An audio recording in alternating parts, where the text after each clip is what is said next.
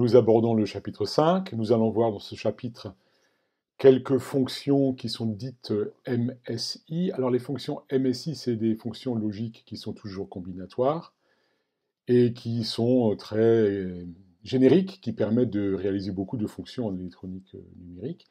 MSI pour Middle Scale Integration, parce que ça correspond à des fonctions qui sont réalisées avec un nombre de transistors qui correspond à une intégration donc échelle moyenne, typiquement quelques centaines de transistors, peut-être jusqu'à 1000 transistors maximum, enfin ordre de grandeur. Donc la première fonction que nous allons regarder, elle a une importance historique parce que on l'utilise encore, mais quand même un petit peu de moins en moins avec l'évolution des technologies. C'est le décodeur hexa ou BCD, il y a une petite variante, 7 segments. Alors, en quoi ça consiste? L'idée, c'est que l'entrée, c'est un mot de 4 bits, désignés respectivement par D0, D1, D2, D3, et ces 4 bits forment donc un mot de 4 bits qui représente un nombre. Alors, en hexa, de 0 à F, de 0 à 15 en décimale ou de 0 à F en hexa. Et par contre, dans les dispositifs d'affichage, on représente rarement les nombres en hexadécimal, parce que le grand public ne comprendrait pas. Donc on utilise plutôt le code dit BCD, comme Binary Coded Decimal. Ça veut dire qu'on utilise des mots de 4 bits, mais qui transportent des nombres de 0 à 9, de manière à ce qu'ils puissent être affichés en décimale. En d'autres termes, on n'utilise pas les combinaisons de 10 à 15 ou de A à F, et on verra tout à l'heure, vers la fin de la vidéo, en quoi ce que ça entraîne sur la synthèse du décodeur. Alors, donc vous avez vu le type d'afficheur que ça permet d'utiliser. C'est des segments de LED, de diodes électroluminescentes, avec éventuellement une LED supplémentaire pour le point décimal, ici DP, pour Decimal Point. Et ces LED sont géométriquement agencés de manière à pouvoir afficher des nombres de 0 à 9 et de A à F. Et chacune de ces LED est donc nommée petit a, petit b jusqu'à G. Chacun des segments est nommé de A à G. Et ça veut dire que le décodeur a donc en entrée les 4 grandeurs d'entrée D0 jusqu'à D3, et en sortie les 7 segments petit a, petit b, petit c jusqu'à G. Et là, la question, c'est qu'est-ce qu'il faut mettre comme agencement de porte élémentaire dans cette boîte noire, dans ce circuit intégré, pour que lorsqu'on a un nombre codé sur 4 bits en entrée, ça actionne proprement les LED de manière à l'afficher sur un afficheur 7 segments. Alors, on va tracer la table de vérité. Là, vous avez en rouge, évidemment, les segments qu'il faut actionner pour chaque valeur de 0 jusqu'à F. Et donc, typiquement, pour D3 jusqu'à D0, c'est-à-dire quand on a un 0 en entrée, qu'est-ce qu'il faut afficher?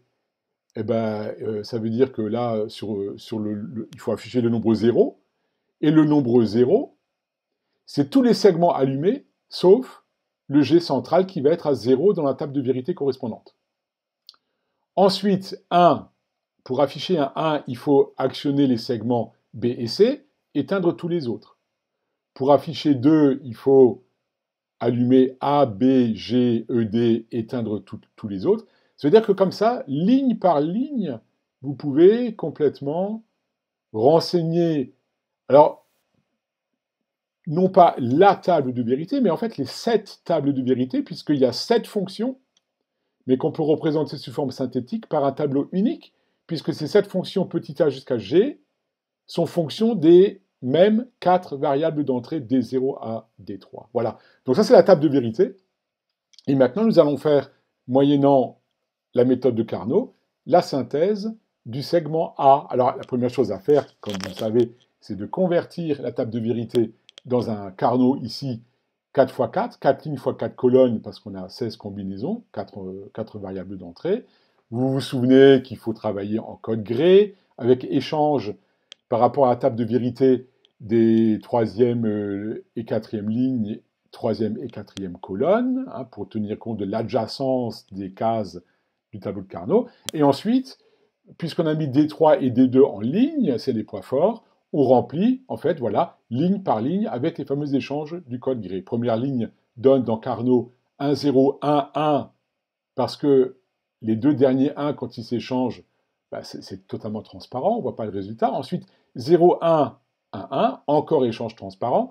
Et en fait, la troisième ligne de Carnot va être le quatrième bloc de 4 ou plus exactement, la quatrième ligne de Carnot va être échangée par rapport à la table de vérité et on obtient finalement un 1, 0, 1 et 1, 0, 1, 1. Voilà, vous referez tranquillement en guise d'exercice. Alors maintenant, il faut faire des groupes de 1. Donc les 4 1 adjacents, là, les 4 cases au coin, forment un groupe de 4. Ensuite, on a le 4 carré en vert, là, voilà. Est-ce qu'on a encore un groupe de 4 qui permet de consommer des 1? Eh bien oui, il y a sur la première colonne et la quatrième, vous avez un groupe de 4 parce que les colonnes 1 et 4 sont adjacentes. Ah oui, j'ai oublié, là, dans le coin supérieur droit, il y a un groupe de 4. Et puis voilà maintenant un groupe de 4 sur première colonne et quatrième colonne à cause de l'adjacence de ces colonnes 1 et 4. Alors on n'a pas encore consommé tous les 1, donc les 1 qui restent, il faut les mettre dans des groupes de 2. On ne pourra pas trouver des groupes de 4, malheureusement. Il faut des groupes de 2. Bon, bah, ça complexifie un peu l'équation logique, mais tant pis. Donc un groupe de 2, 1 horizontal ici. Et puis le dernier, là, vous voyez, deuxième ligne, deuxième colonne, il y a encore un 1 qui est maintenant groupé dans un groupe de 2. Et puis maintenant, bah, on applique la méthode. Donc le segment A est égal à... Alors, pour, en fait, le groupe jaune, les 4 coins qui sont adjacents, hein, ça, faut bien se souvenir, eh ben alors regardez voir ici. D1 change d'état, il disparaît. D0 est à 0, il y reste.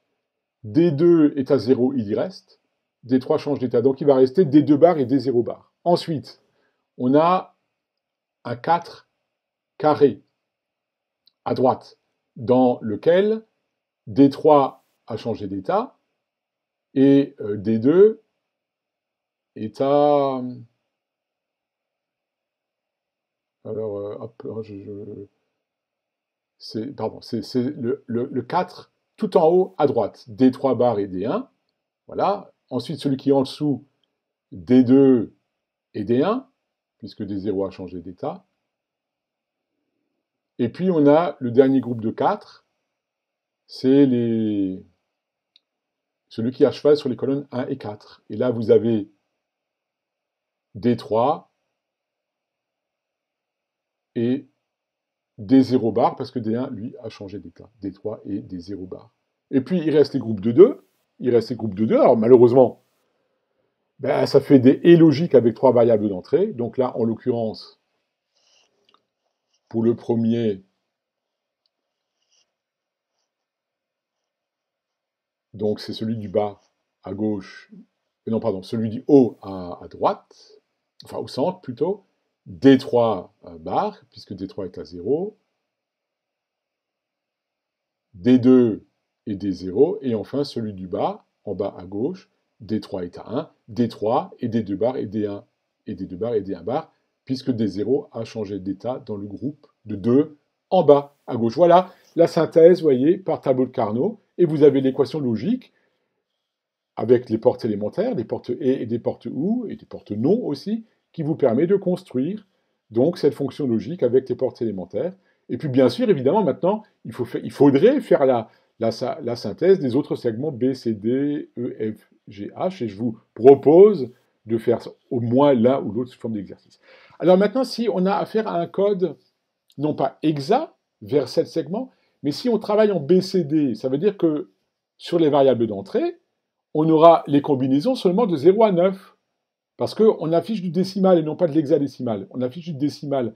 Ça veut dire que les 6 dernières lignes de la table de vérité, on est sûr qu'elles ne sont jamais utilisées, si bien qu'on peut remplacer les valeurs de la fonction par des croix, ça veut dire état indifférent. Pourquoi ? On mettra ce qui nous arrangera pour la synthèse de Carnot des 0 et des 1 en fonction de ce qui va nous arranger pour la synthèse de Carnot. Donc on met des X ou des croix pour dire que tous ces états sont indifférents. Pourquoi? Parce qu'on est sûr qu'en entrée, il n'y aura jamais les combinaisons de 10 à 15 ou de A à F, puisque on travaille en code BCD, décimal codé binaire. Alors vous allez voir que du coup, la synthèse est quand même plus simple. Et alors, on ne va pas aller faire toutes les 7 non plus. C'est une mine d'exercices que vous pouvez pratiquer, histoire de voir si vous avez bien compris, et pourquoi pas simuler ensuite sur un simulateur, un soft simulateur, pour voir si ça marche comme il faut. Donc on va faire la synthèse de C, uniquement de C. Donc on utilise le même type de Carnot, D3, D2 en ligne, D1, D0 en colonne. Les 16 lignes deviennent 4 x 4, 4 lignes x 4 colonnes. Et puis on remplit ligne par ligne. On se souvient des transitions 0, 0, 0, 1, 1, 1, 1, 0 du code de Gray pour l'adjacence des tableaux de Carnot. Voilà, ça vient 0, 0, 0, 1, 1, 1, 1, 0. Il ne faut pas oublier ça, une erreur classique, 0, 1, 1, 1, 1, 0. Et ensuite, on remplit en ligne, compte tenu de cette variante de Carnot. Alors, vous voyez qu'ici, on a 1, 1, 0, 1, ce premier bloc qui devient 1, 1, 1, 0 à cause de l'échange. Ensuite, 1, 1, 1, 1. La deuxième ligne, tous les bits sont à 1. Le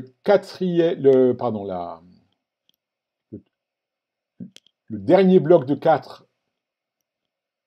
c'est 1, 1, XX. Et le dernier bloc de 4 dans la table de vérité devient la troisième ligne de Carnot à cause des adjacences. Et là, vous voyez qu'il y a, oh là, c'est une synthèse qui est très commode. Pourquoi? Parce qu'en réalité, on n'aurait même pas vraiment besoin d'un Carnot ici. Pourquoi? Parce que c'est un cas de figure assez rare, en fait, où ce qui fonctionne bien, c'est la méthode canonique par produit de somme, parce que dans la table de vérité, il y a une seule combinaison pour laquelle la sortie est à 0. Il y a une seule combinaison pour laquelle la sortie est à 0, c'est la combinaison 0, 0, 1, 0. Alors, on va quand même le faire, on va faire les deux méthodes. Carnot, là, vous avez 3 blocs de 4, 2 blocs de 1 verticaux. Et alors, vous voyez, tous les X, on les a convertis en 1 parce que ça permet de faire des gros blocs. Donc ça simplifie. Donc chaque fois que vous avez des états indifférents, vous les exploitez, vous pouvez les exploiter comme bon vous semble, de manière à simplifier la synthèse de Carnot. Alors on y va. Donc, alors C égale, moyennant Carnot, et après on constatera que ça donne la même chose avec la méthode canonique du produit de somme. Donc, D3, c'est le bloc de 4 horizontal tout en bas. Ensuite, on a D1 bar, c'est le bloc de 4 vertical à gauche. Et ensuite, plus D0. Ah oui, j'ai oublié, oui, il y a un bloc, pardon, j'ai dit des bêtises, il y a 3 blocs de 8, et il y a un bloc de 4. Donc plus D0. Et puis, en jaune, j'ai un bloc de 4. J'ai un bloc de 4 qui lui vaut... Alors qu'est-ce qui change d'état? D0 change d'état, ainsi que D3. Donc il reste D1, D2. Voilà. Mais, en fait, je vous encourage, je ne vais pas le faire ici, je vous encourage de regarder ce que ça donne quand on fait la méthode canonique du produit de somme. Puisqu'il y a une seule combinaison pour laquelle la sortie est à 0. Et alors, il y aura encore un ultime exercice qui consistera à comparer ces deux résultats par Carnot et par produit canonique. Parce qu'en fait, vous voyez, dans la dernière somme-là, D2 plus D1, pardon, D2 et D1 plus D1 bar, en fait, vous avez de la redondance.